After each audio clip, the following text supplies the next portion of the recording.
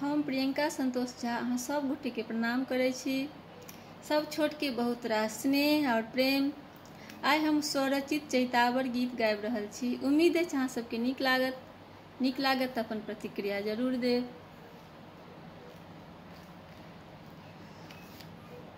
आमक माजर कोसा बनलै, आमक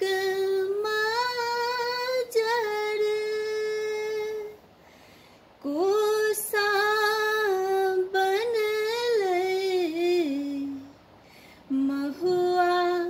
फुलल घन घोरबा हो रामा, चैत्र महिनमा आमक माजर कोसा बनलै, महुआ फुलल घन घोरबा हो रामा,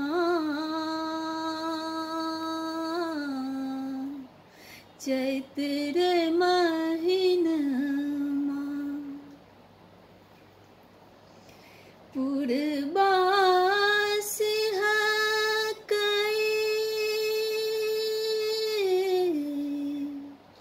पूर्वा सिहकै पछवा सिहकै, पूर्वा सिहकै पछवा सिहकै, धर धर धर के मोरा जियरा हो रामा, चैत्र महिनमा धर धर धर के मोरा जियरा हो रामा, चैत्र महिनमा ओसने पाला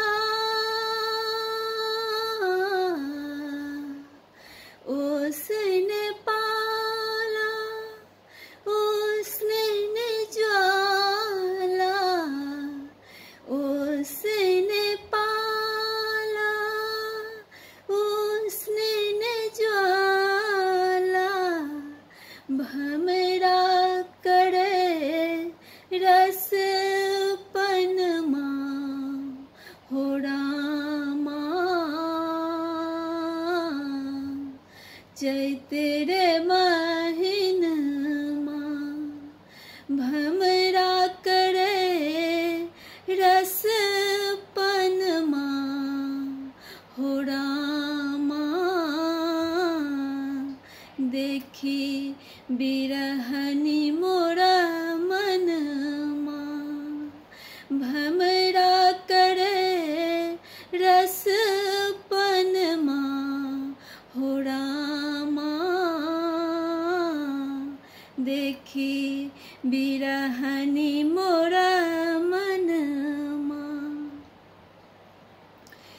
चिड़िया चुनमुन चिड़िया चुनमुन चह चह चहकै, चिड़िया चुनमुन चह चह चहकै, मोर पपीहा पुलकित भय नाचै, चैतक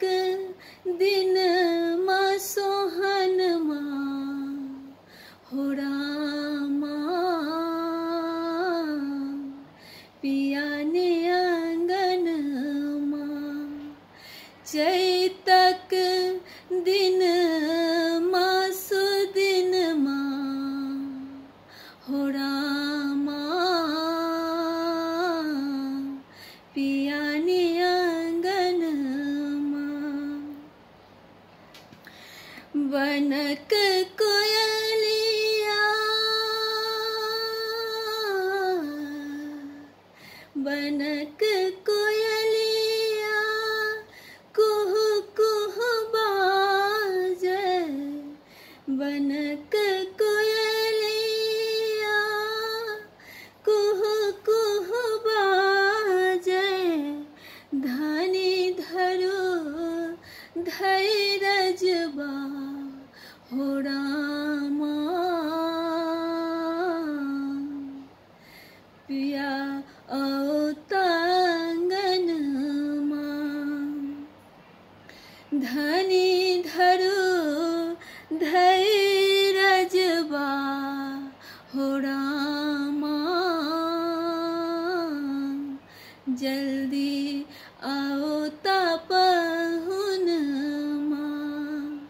धनी धरो